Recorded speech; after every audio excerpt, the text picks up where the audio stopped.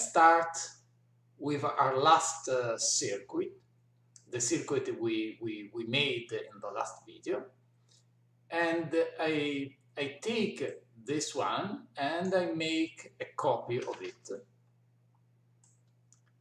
And then I remove all the inputs and outputs from the circuit. So I remove this push button.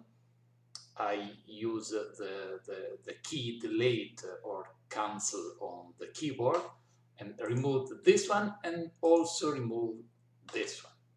And I want to replace these three components with other components here. You see, instead of the two push buttons, I will place two input pins. You can find an input pin here. You see the square shape. And I also take another input pin here. And instead of the LED, I place here an output pin. It is here. You see the circle shape. And then I want to confront to make a correspondence between these two circuits. And here we have our push button, and it has two states. The two states are pressed or not pressed. So in this case it is not pressed, and in this case the button is pressed. And in the same way, the LED in the output also has two states, and these two states are light on and light off. Here also we have two states, two different conditions, and the different conditions are labeled as 0 and 1. So in a way, 0 represents the condition in which the push button is not pressed, and 1 represents the condition in which the push button is pressed. In the same way, in the output, 1 represents the condition of the LED with light on, and 0 represents the condition in which the LED is off.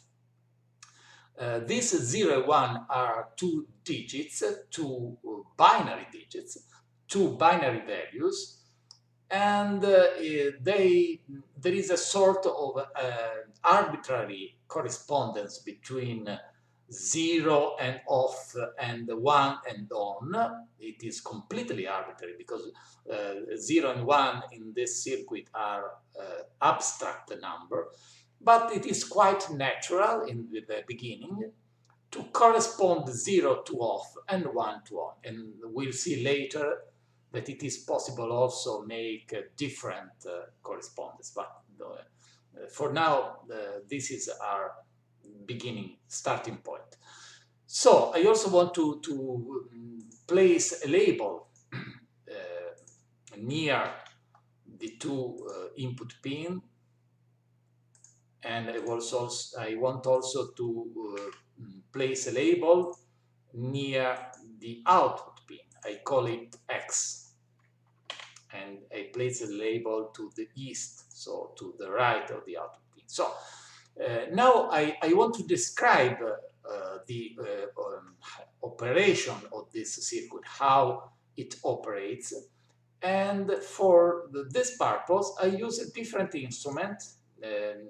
I write a table, and the table is done in this way. I write the two inputs A and B and place a separator here, and then the output X. Then a new line, an horizontal rule to separate the top of the table, the header of the table, to the content of the table. I will be clearer, more clear in a while. So in this part of the table, I'm going to write all the possible values of the two inputs. So 0 and 0 means this condition. Both the input are off, and the output also is off. 0 and 1 means that A is 0 but B is 1, and you can see that in this case the output is 1. And 1 and 0 is the opposite, so this is 1 and this is 0, but in this case also the output is 1. And the last row of my table represents the last condition in which both the inputs are at value 1 and the output is also 1. So let me complete the table in this way.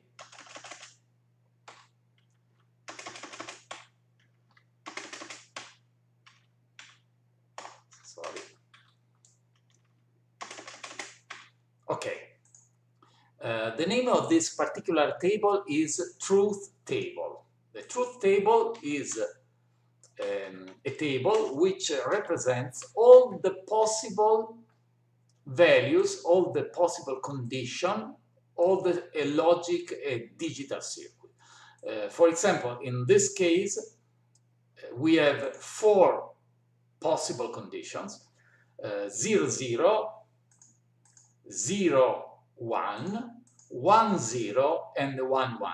There is no other possible condition.